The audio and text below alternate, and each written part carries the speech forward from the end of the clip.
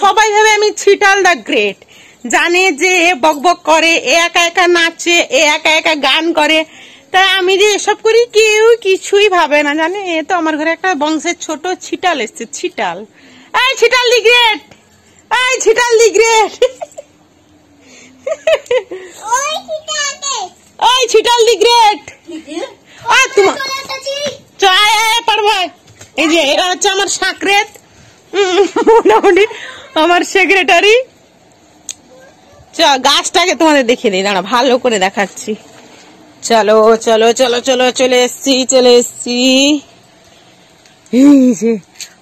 শিবানী বৌদি, গাছটা দেখেছো পুরো ভরাট হয়ে গেছে। ও লিয়ায়, কি রে লিয়ায়, বাঁশ লিয়ায়, লিয়ায় বাঁশ দিয়াবি, বইটি কাছে মান জুতা বলো, পাড়া হবে, মাখা হবে, খাওয়া হবে। আজ এতটাই গরম পড়ছিল না, মানে বিষাক্ত লাগছিল। তো দেখতে পাচ্ছ সেদিকে দুয়ারটাতে এখনো রোদ পড়ে আছে পুরো।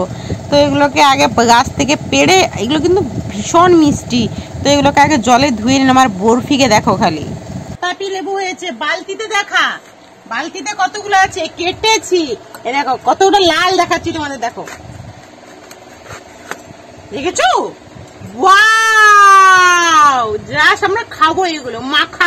তো ফাইনালি আমাদের জাম্বুরা কাটা রেডি। আর এদিকে দিয়েছি বরফিকে একটু মৌসম্বি, আর কত বীজ বেরিয়েছে, আরো থেকে গেল এতগুলো। এটা কি রে আছে নাকি রে, হাফটা, আরো হাফটা রয়েছে, তাও ওটা মাখা নিচে, ওটা খাওয়া।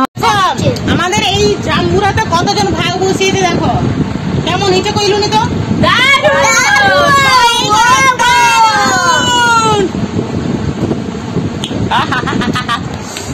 করলি। দুর্গাপূজার সমস্ত গহনা রেডি হয়ে গেছে, তার সরঞ্জাম। আর জিনিসটা দেখাচ্ছি কত বড় মালাটা, আজ আমার মিস্ত্রি বসছে।